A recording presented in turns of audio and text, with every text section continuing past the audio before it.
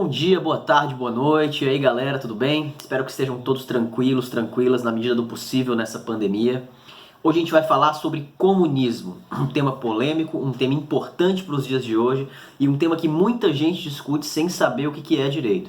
Então, para começar, é importante que a gente defina o que é comunismo. O que é comunismo, afinal de contas? Bom, comunismo é uma ideia de sociedade, é um tipo de sociedade, né, em que não há propriedade privada dos meios de produção, ou seja, das máquinas, das ferramentas, dos terrenos usados para produzir as coisas. Não existe propriedade privada desses meios de produção.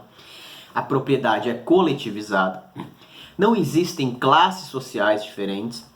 Todos são iguais do ponto de vista socioeconômico. E não existe Estado. Ou seja, não há uma instituição separada da sociedade que a governe, como a gente tem hoje, né? Portanto, essa sociedade que produz, né, ela se autogerencia, não existem classes sociais nela e, portanto, não tem necessidade de um Estado que governe a sociedade. Em linhas muito gerais, essa é a ideia do comunismo, né? Então, o comunismo é uma coisa simples, é uma sociedade em que a associação de livres trabalhadores, de livres produtores, organiza a sociedade num modelo autogestionário, sem Estado, sem polícia, né? Sem mercadoria, sem classes sociais, etc, etc. Bom, então, como se chega ao comunismo? Aí tem uma discussão importante que diferencia já os socialistas dos anarquistas, por exemplo, né? Como se chega a essa sociedade sem Estado e sem classes sociais? Os socialistas, e aí do ponto de vista marxista, os socialistas acreditam que é preciso de uma transição do capitalismo, que é a sociedade que a gente vive, a gente já estudou isso, para o comunismo. Essa transição é cientificamente baseada em análises sobre o capitalismo e das tendências do capitalismo. Então, a partir dessas tendências do capitalismo e das contradições que elas emanam, né, se constrói uma sociedade diferente, que é uma sociedade socialista, né, que tem um Estado socialista. A propriedade privada também passa a não existir mais, ela vai sendo cada vez mais coletivizada, o Estado cuida desse processo. E vão se criando condições a partir desse Estado socialista para, aos poucos, a diluição das classes sociais e para a descentralização das decisões políticas que, no processo, vão criando as condições para a superação desse Estado socialista em direção ao comunismo, né? Então, o comunismo é um ideal de sociedade, sem classes sociais e sem Estado, uma sociedade igualitária, em que, do ponto de vista socioeconômico, isso é importante ser dito, todo mundo é igual, né? As pessoas podem ter suas diferenças, né, de crenças, de valores, etc., mas do ponto de vista socioeconômico, não, né? E o socialismo é um período transitório para se chegar ao comunismo. O socialismo é uma ditadura? Porque dizem, os marxistas falam, por exemplo, de ditadura do proletariado, que é a classe trabalhadora. Isso tem a ver, esse termo ditadura do proletariado, tem a ver com a caracterização que os marxistas fazem do próprio Estado capitalista. Hoje, por exemplo, nós vivemos num Estado, o Brasil é um Estado capitalista, certo? O Brasil é um Estado democrático? Do ponto de vista marxista, o Brasil não é um Estado eminentemente democrático. Por quê? Porque os pobres não têm os mesmos direitos dos ricos. A classe trabalhadora não tem, na vida real, tá? Para além da Constituição escrita, não tem as mesmas condições e os mesmos direitos da burguesia. Porque a polícia, que é o ente do Estado, que deveria agir de forma neutra, né, igual para todo mundo, age de uma forma com as classes trabalhadoras e de outra forma com a burguesia, porque a política, né, os parlamentares agem de uma forma com as pautas das classes trabalhadoras e de outra forma com as pautas da burguesia. Portanto, a democracia que nós temos é apenas ilusória do ponto de vista marxista, porque não há uma democracia real da economia, porque nós vivemos numa sociedade profundamente desigual. Profundamente desigual. E com esse nível de desigualdade que é causado pelo capitalismo, é impossível se falar de uma democracia real, né? E aí, daí que, do ponto de vista marxista, não exista democracia no capitalismo. O Estado capitalista, para os marxistas, é um Estado ditatorial. É uma espécie de ditadura da burguesia. É uma ditadura do capital. A burguesia nem precisa ela mesma governar. Mas a lógica de funcionamento, os limites colocados são todos baseados nos interesses da burguesia, portanto não é um Estado democrático do ponto de vista marxista. Nesse sentido, é que os marxistas dizem que quando chegar o momento do socialismo, o que vai se ter é um outro tipo de Estado. Um Estado, dessa vez, organizado a partir dos interesses do proletariado, da classe trabalhadora. Por isso, uma ditadura do proletariado. Entendendo também que a burguesia não abrirá mão dos seus interesses, dos seus privilégios, de forma tranquila. Então, o Estado, que ainda tem uma função de coerção, né, vai ter o papel embasado na maioria da sociedade, né, de imprimir esse novo regime de propriedade, né? Por isso, uma ditadura do proletariado. Na verdade, essa ditadura do proletariado, do ponto de vista marxista, seria uma democracia socialista. Seria um Estado muito mais representativo, né? Muito mais horizontal, né? Muito mais conectado com as pautas das classes trabalhadoras, das maiorias sociais, né? Do ponto de vista socioeconômico, e que tendesse, né, que buscasse a desconstrução das classes sociais e, no limite, a desconstrução do próprio Estado, né? A sua dissolução, cada vez mais descentralizando as decisões na sociedade, né? E fazendo com que o Estado deixasse de ser necessário num processo que aí sim seria uma transição para uma sociedade comunista, sem classes, e para isso a abolição da propriedade privada é fundamental, e sem Estado, né? Então, isso é a ideia, né, o conceito de comunismo e o conceito de socialismo, né? Então espero que vocês tenham compreendido isso até aqui.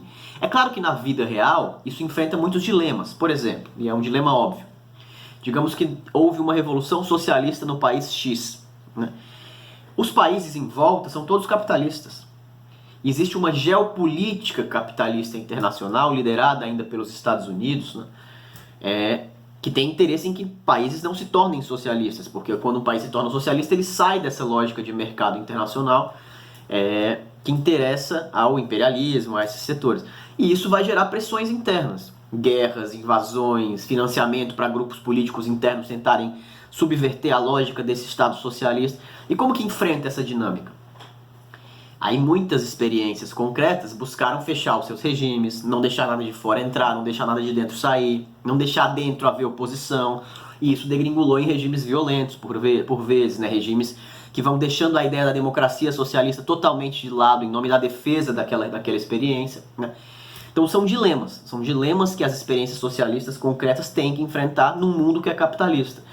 Porque do ponto de vista marxista, só é possível construir o comunismo e mesmo o socialismo, isso tem divergências dentro do marxismo, mas só é possível construir o comunismo se ele for internacionalizado. Não é possível construir uma só sociedade comunista, porque isso precisaria ser um movimento mundial, né? O socialismo, do ponto de vista do trotskismo, por exemplo, que é uma vertente do marxismo, também não pode existir socialismo em um só país. Porque sempre que o socialismo existir em um só país, as condições vão ser tão limitadas e a necessidade de autodefesa tão grande que esse processo vai terminar se distorcendo, né? Vai se degringolar aí o processo socialista, revolucionário, para ditaduras de diversos tipos, né? Bom, então essa é a definição geral. Dito isso, vale a pena a gente discutir um pouco de como o comunismo foi interpretado, né, na segunda metade do século, no século XX como um todo, para a gente chegar até os dias de hoje. Durante a Guerra Fria, né, que foi aquela polarização, vocês conhecem bem, entre União Soviética e Estados Unidos, né, o mundo ocidental capitalista, dirigido ali pelos Estados Unidos, demonizava o comunismo de forma sistemática, né? Então você tinha uma demonização do comunismo, né? E o passo seguinte dessa demonização era identificar toda e qualquer força crítica, né, aos governos dos países capitalistas ou como comunista. Então diziam, olha, você está criticando o meu governo aqui, significa que você tem tendências comunistas, que você, portanto, é muito próximo do demônio, portanto, nós precisamos destruir você, né? Hoje, a extrema-direita no mundo segue o mesmo discurso, né? Embora não haja mais Guerra Fria e não se tenha mais um exemplo de regime comunista como foi a União Soviética, né? O que a gente tem hoje é a China, que está se abrindo ao mercado mundial, se convertendo num Estado capitalista com características muito particulares, porque teve uma experiência comunista, socialista, digo. Nesse cenário de hoje, ainda que está totalmente diferente, a extrema-direita continua com o mesmo discurso. Isso faz com que qualquer crítico, por exemplo, de um governo de direita seja considerado como comunista, né? Desde quem se reivindica de fato comunista até pessoas que estão muito longe disso, mesmo membros que saíram dos governos, etc. Bom, nesse momento de Guerra Fria, né, em que havia a necessidade por parte do mundo ocidental de demonizar o comunismo, uma das formas utilizadas para equiparar comunismo e fascismo, né, foi a criação, na verdade, o desenvolvimento de um conceito chamado totalitarismo. O que seria o totalitarismo? O totalitarismo seria um conceito político que engloba tipos de regime político que são fechados, que são autoritários, que não são democracias liberais, né? E, bom, fascismo seria então um totalitarismo de direita e o comunismo seria um totalitarismo de esquerda. Esse discurso do totalitarismo foi um discurso muito propagado na segunda metade do século XX para combater o comunismo, né? Em nome da luta contra o totalitarismo, inclusive, os Estados Unidos e essa hegemonia ocidental capitalista financiaram, apoiaram ditaduras extremamente violentas lá na Ásia, por exemplo, e aqui na América Latina também, na Guatemala, no Chile, aqui no Brasil, na Argentina, no Uruguai, etc, etc. Tudo era em nome de combater o totalitarismo dentro desses países, de combater o comunismo dentro desses países, né? Vejam. O liberalismo precisava equiparar socialismo e fascismo, comunismo e fascismo, né, para poder se apresentar como a única alternativa democrática possível e existente no mundo, né? E para isso esse conceito de totalitarismo caía e se encaixava muito bem, né? Esse conceito foi desenvolvido de várias formas e tal. Uma das principais autoras que trabalha com ele é a Hannah Arendt, uma autora importante, liberal. É um livro muito interessante, inclusive, vou deixar a referência para vocês. Tem um livro chamado Ditadura Totalitária e Autocracia, de dois autores chamado Karl Friedrich e o outro é o Zbigniew Brzezinski, né? Você viu que minha pronúncia está corretíssima aqui. Em que eles tentam colocar nesse contexto de nesse conceito de totalitarismo as semelhanças entre o regime comunista e os regimes fascistas, nazistas, né? Primeiro diz que os dois suprimiam as democracias e as leis do direito, as liberdades constitucionais. Depois diz que instalaram ambos regimes de partido único, né, dirigidos por líderes carismáticos. Depois diz que ambos tinham uma ideologia oficial, né, de governo e com inclusive ministérios de propaganda. Depois diz que ambos transformaram a violência numa forma de governo, né, num sistema ou de campos de concentração e de outras formas de violência, né. E a quinta característica seria que ambos excluíram, né, o livre mercado como forma de organizar a economia, né. Bom, se você compara historicamente, né, os regimes fascistas e os regimes comunistas, as diferenças são gigantescas. Se você pega sobretudo os principais, né, Itália e Alemanha no campo fascista, e que é o que era comparado naquele momento, né, e União Soviética no campo comunista socialista, né, tem muitas diferenças que chamam a atenção e que parecem tornar muito difícil equiparar esses dois conceitos. A primeira delas é a duração dos regimes, né? O nazifascismo ali, o nazismo na Alemanha, por exemplo, durou de 33 a 45, né? Enquanto o regime soviético durou 72 anos, né? De 1917 até 1989, né? O nazifascismo chegou ao poder com o apoio das elites, né? Chegaram ali com acordos com as elites, enquanto a União Soviética foi formada a partir de uma revolução contra as elites, que mudou os regimes de propriedade, né? Que transformou a sociedade de baixo para cima ali, né? Bom, as ideologias também são muito diferentes, né? O nazismo tem o racismo como base, por exemplo, de sua ideologia, portanto, pessoas diferentes, né, daquela raça ariana são excluídas automaticamente e tem que morrer baseado numa ideia de evolução, de darwinismo social, enquanto o comunismo, né, fala da abolição de classes sociais. E aí não é necessariamente uma abolição violenta, né? A violência é consequência da necessidade de se abolir as classes sociais, mas não é para exterminar o burguês necessariamente.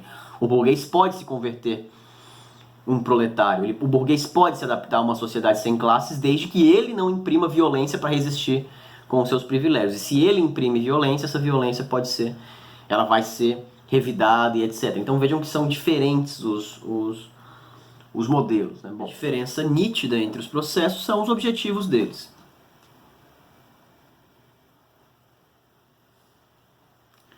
É muito diferente o que é o objetivo do nazismo, por exemplo, do objetivo do comunismo. Mas mais do que isso, né? A violência ocorrida nessas sociedades, né, nesses regimes, foi muito diferente também. O período que é mais comparado do socialismo real, né, aí da União Soviética, ao nazismo e ao fascismo, por quem usa esse conceito de totalitarismo, é o período chamado stalinista, que é o período que foi em que o Stalin, Joseph Stalin, tomou conta ali do partido bolchevique na União Soviética e passou a liderar o processo todo até morrer, na verdade, né? Esse período de violência stalinista ele foi muito diferente do período de violência nazista. A violência stalinista foi essencialmente interna à sociedade soviética. Ela tentou submeter, disciplinar, normalizar ali, mas também transformar as pessoas através de meios coercitivos, de meios violentos, né? A maioria das vítimas dessa violência foi cidadãos soviéticos, né? E muitos militantes ligados à própria revolução, como a gente vai ver no final dessa aula, né? A violência nazista, pelo contrário, foi mais para fora do que era considerado o regime nazista, né? do que era considerada a sociedade alemã, né, do Terceiro Reich, né? Então judeus, ciganos, deficientes, homossexuais, todos esses eram, depois eslavos, comunistas, prisioneiros de guerra, todos esses eram considerados de fora da sociedade. A violência foi imprimida contra eles. Além disso, né, na União Soviética, a violência teve 3 ondas, né? A primeira onda foi a onda da Guerra Civil, ali de 1918 a 1921, mais ou menos. A guerra que a Revolução aconteceu e logo depois 17 países capitalistas começaram a financiar forças para tentar fazer uma contra-revolução, para tentar acabar com a Revolução. Isso gerou uma guerra civil e aí a primeira onda de violência foi durante essa Guerra Civil, portanto num período de guerra, né? Com excessos e etc., mas num período de guerra. A segunda onda foi no processo de coletivização das terras forçada, já sob direção do Stalin. Muita gente morreu nesse processo, né? Morreu de fome, morreu, enfim, de várias maneiras, né? O objetivo aí do Stalin, desse processo, não era matar as pessoas, o objetivo era modernizar a produção, né? O objetivo era coletivizar as terras para modernizar a produção, colonizar territórios, modernizar o país, etc. E as mortes eram encaradas como um efeito colateral, esperado, mas um efeito colateral do processo, né? E o terceiro período, a terceira onda, foi os julgamentos de Moscou, quando começou uma perseguição política mesmo aos próprios revolucionários militantes do partido que discordavam por algum motivo do Stalin, né? De todo modo, veja, o nazismo tinha um objetivo final que era violento, que era o objetivo de exterminar determinadas pessoas, determinadas camadas da população, né? A violência e a morte do regime do socialismo real, ali liderado pelo Stalin na União Soviética, ela foi consequência de objetivos que eram outros, né? E aí isso também é diferente. Eu estou dizendo tudo isso não para justificar, né, nada, nem de um lado nem de outro, obviamente, mas estou dizendo para a gente perceber que são coisas muito diferentes, né, que não podem ser colocadas no mesmo saco. A única forma de colocar fascismo, nazismo e comunismo no mesmo saco, sob esse conceito de totalitarismo, é definir o totalitarismo como antiliberalismo. E aí tudo que é antiliberalismo passa a ser ruim igual, e tudo fica dentro do mesmo saco.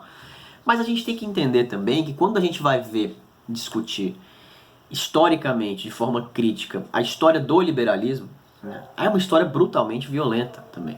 Então não tem muito sentido esse argumento de igualar nazismo e comunismo por conta da violência, né, porque o liberalismo também foi e é eminentemente violento, né. Você tem, por exemplo, citar casos aqui, Hiroshima e Nagasaki, por exemplo. Aquilo lá foi uma demonstração de força. A única vez que uma bomba nuclear foi usada numa guerra, não foi lançada nem pelo Stalin, nem pelo Hitler, nem por ninguém, mas foi lançada pelos governos norte-americanos e que matou muitas e muitas e muitas e muitas e muitas milhares de pessoas civis que não eram soldados, não eram inimigos, né? Isso foi um exemplo, né?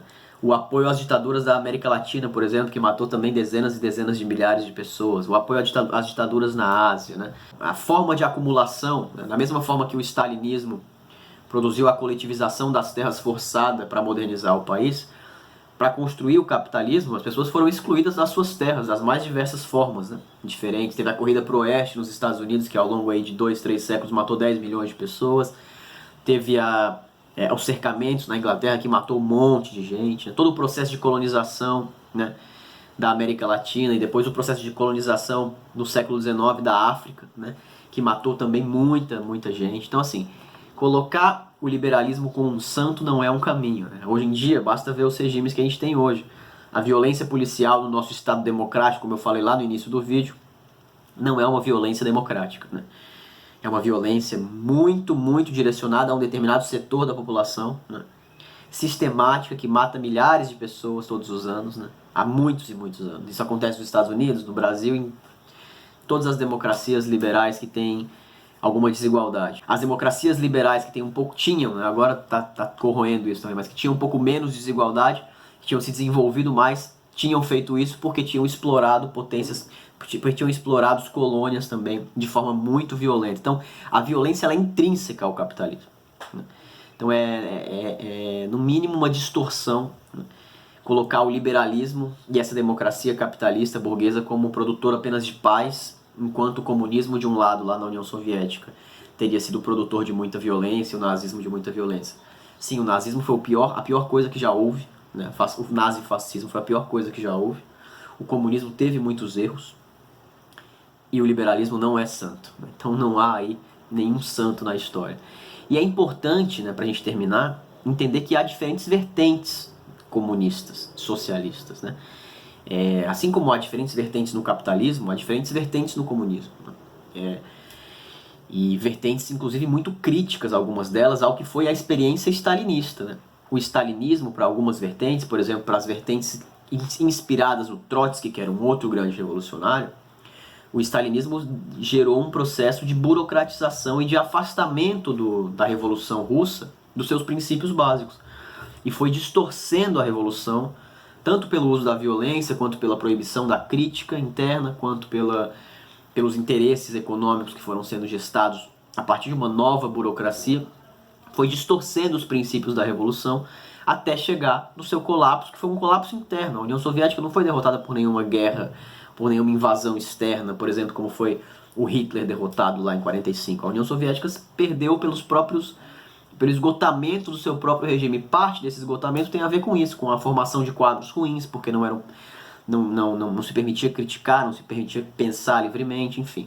Então há muitas correntes dentro dos comunistas, dos socialistas, que criticam, né, profundamente os rumos que tomou a Revolução Russa. Né?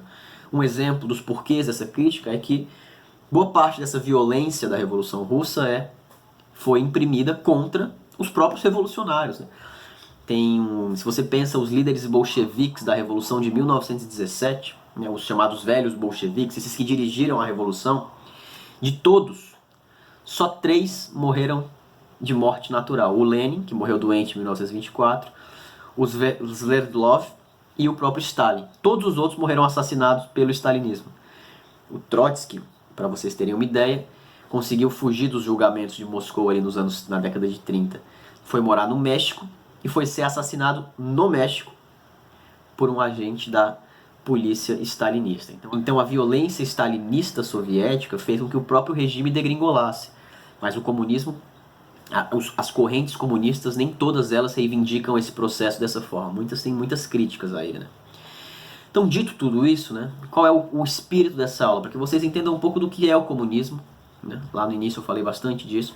E para que vocês entendam que muito do que se diz sobre o comunismo real, né, houve violência, houve excesso, houve erro, houve um monte de coisa. E tem inclusive muitos comunistas que dizem isso. E que morreram por dizer isso, inclusive. Né? Mas muito do que vocês ouvem sobre isso tem a ver com uma disputa política. Né? Tem a ver com uma disputa política lá do tempo da Guerra Fria, entre Ocidente capitalista, né, e Oriente comunista, digamos. Então é muito distorcido. E igualar comunismo e fascismo, por exemplo, é uma distorção profunda da história. Esses regimes não têm nada a ver. Né? Então é importante que vocês entendam exatamente o que foi cada uma dessas coisas, para que vocês não só se posicionem sobre isso de forma crítica, e também não reproduzam besteiras por aí, por exemplo, dizendo que quem critica governo A ou B por definição é comunista, né? Beleza? Espero que tenha sido útil a aula e a gente vai conversando mais sobre isso. Abraço.